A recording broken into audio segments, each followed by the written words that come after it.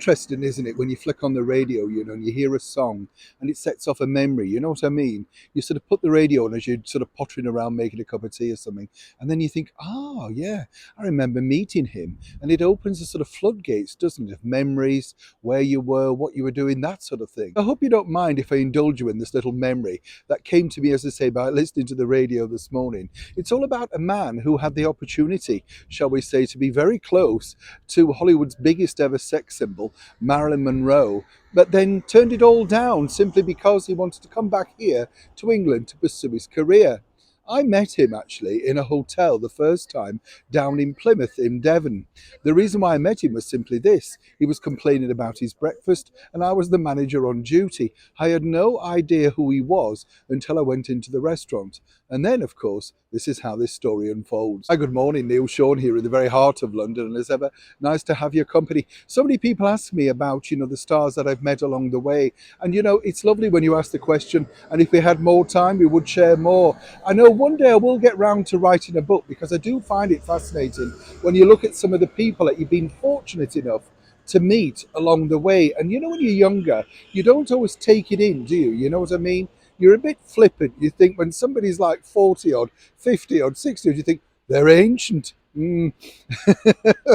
Time heals everything, as that famous song from Mac and Mabel says, doesn't it? But this particular man, I wanted to share, as I say, the story with you, because way back when I was very young, in between acting jobs, stand-up comedy, variety jobs, all that sort of stuff, I was working in hotels, as most people do if you're part of the entertainment industry. You've got to eat, you've got to earn some money.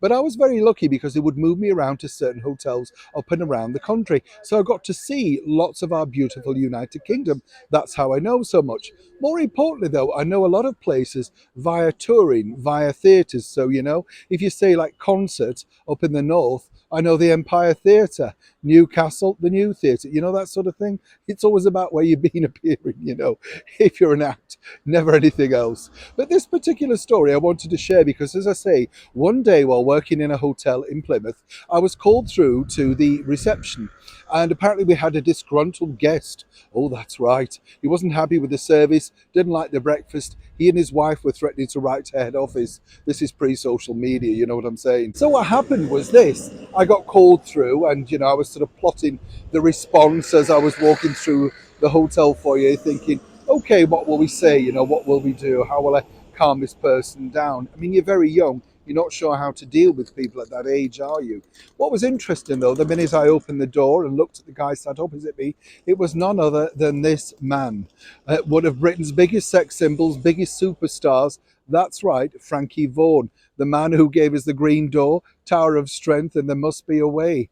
Now, first of all, he was ready to explode. But then when I said, oh, it's Frankie Vaughan, he could not believe that someone of my age knew who he was. I did have, though, a connection because my grandfather apparently had played for him while appearing on the North Pier in Blackpool. So, once again, people in show business, we can always find a connection.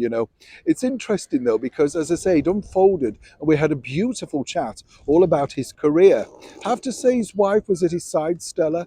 She was a little too, shall we say, unkeen to unburden herself about the problems that she felt regarding the stay, the room, the breakfast. But Frankie told me this, that while he was starring in Hollywood for a movie, Let's Make Love, with, of course, the beautiful Marilyn Monroe and Eve Montand, apparently she became, shall we say, enamored with him. And why not? This former professional fitness man was something of a good-looking guy back in his day and was still very handsome when I met him.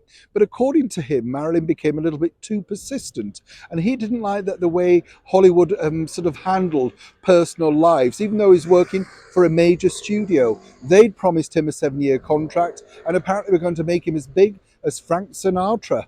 Now, when Let's Make Love came out, it wasn't a phenomenal success for Marilyn Monroe or indeed Eve Montand. It was a good success, and for somebody like Frankie Vaughan, from, of course, Liverpool in the north of England, what an achievement, And I said, what was it like? Truly, what was it like? And he said he couldn't believe it. He met everybody he wanted to meet, all the big people from Ginger Rogers, Lana Turner, Rock Hudson, Paul Newman. He met them all. But as he said, truly, he really did miss home. And more importantly, he said he didn't like really the skullduggery that went on in making movies behind the scenes in Hollywood. So he was more than happy to return. Now, the following year, he returned back to Blackpool at the Palace Theatre for their very final summer season. And I said, didn't you ever think while you were on Blackpool seafront with the wind blowing around a north gale, did you not think I'm missing the palm trees of Hollywood? And his answer, absolutely not, because he had the woman that he was married to for many, many years by his side, his beautiful wife Stella. And apparently, according to Frankie, even Marilyn Monroe simply couldn't compare. Neil Sean in the very heart of London.